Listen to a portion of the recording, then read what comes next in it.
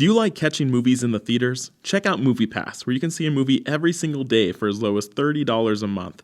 And IAYTD has the hookup, where you can click the link in the description box below to try MoviePass for 2 weeks before committing to it. Only available in the United States currently, but check out the website for a full list of participating movie theaters near you.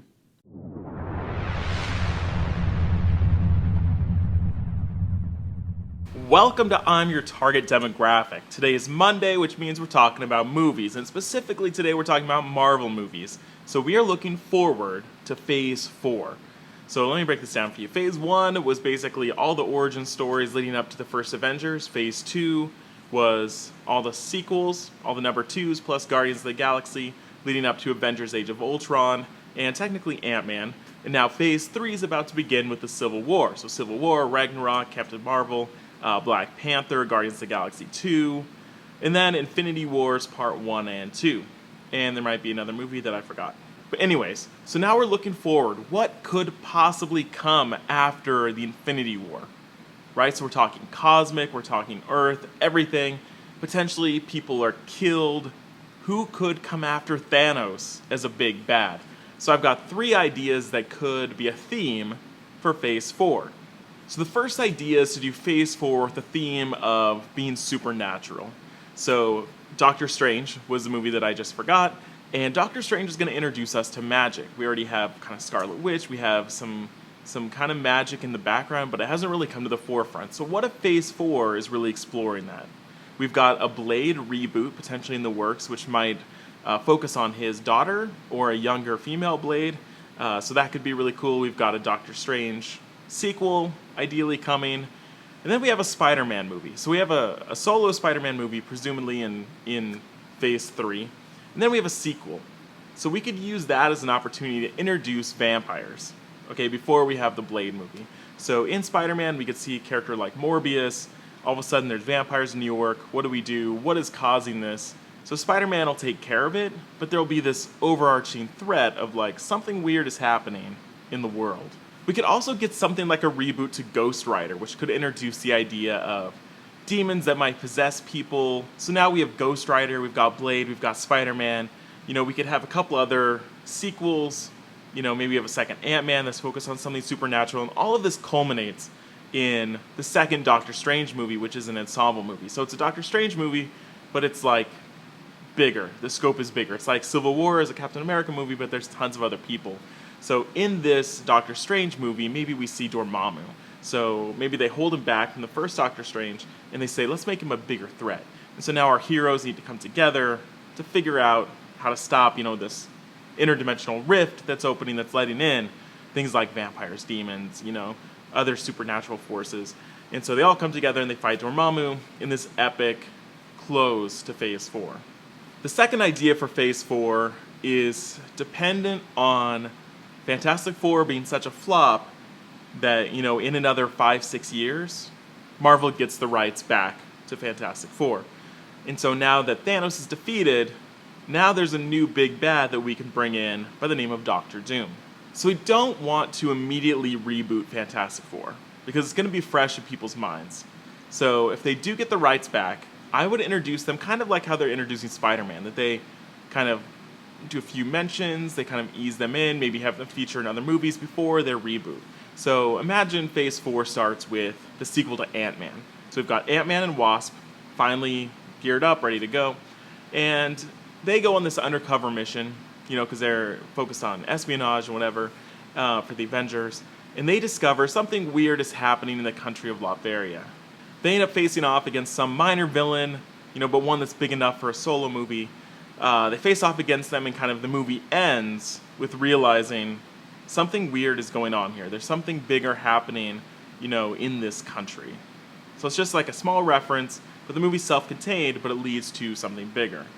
We then get maybe a team-up movie or an ensemble movie that maybe features some of our stealthier heroes. So we have like Spider-Man, Black Panther, you know, Falcon, some of these characters, and they go on a variant of Nick Fury's Secret War, singular. And this is where they basically send a group into Latveria. And in the comic books, they're stopping this other character, but they could easily have it be like, we need to go in, and stop this dictator from doing X, Y, Z. So this is kind of where we start to learn about Doom.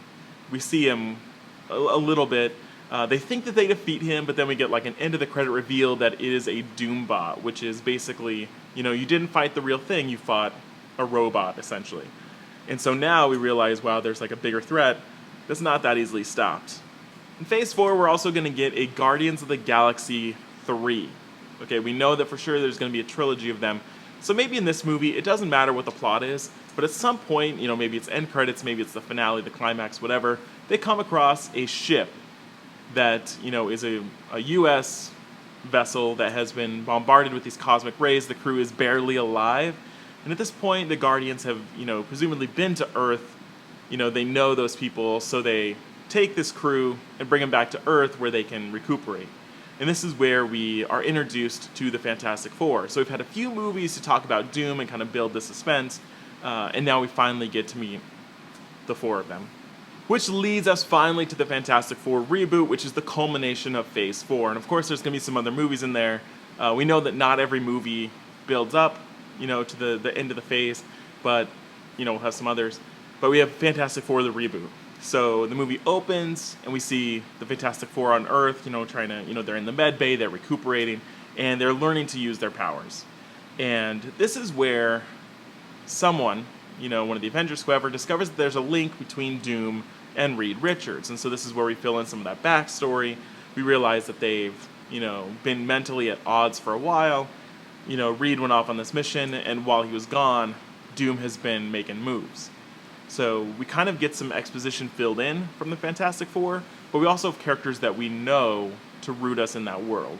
It's still the Avengers, it's still these heroes, Spider-Man's there, all this stuff is happening, but we have the Fantastic Four as kind of new additions into that world. We can also in this movie see Dr. Doom kidnap Wanda, the Scarlet Witch, because in the comics there's a very significant moment where Doom uses her powers, like he kind of siphons her powers and becomes this mega threat in the Children's Crusade, I think is the storyline. And so we could easily see something like that where he brainwashes her or he just convinces her and uses her chaos magic for evil. So that would make her a significant character in this movie instead of being sidelined. So the climax of the movie, we see the Fantastic Four join with the Avengers and all these other heroes that are still around, presumably that don't die in Phase 3. They face off against Doom, and Doom is both a sorcerer and, he has all sorts of technology, and he's a nation of soldiers. So this is a huge, epic fight. He's finally defeated, whatever, and at the end of the movie, post-credit scene, whatever, we see the formation of the Illuminati, which if you're not familiar, the Illuminati is basically a group of super intelligent and influential people in the Marvel Universe that make very important decisions behind the scenes that often dictate how our world moves forward. And so that'd be, kind of cool to see either the formation of something like that or the knowledge that something like that has existed, and maybe they bring Reed into the mix, and they say, hey, this is something that's been happening. And they can kind of retcon other moments throughout the MCU. But either way, we could see the formation of the Illuminati and kind of this big reveal.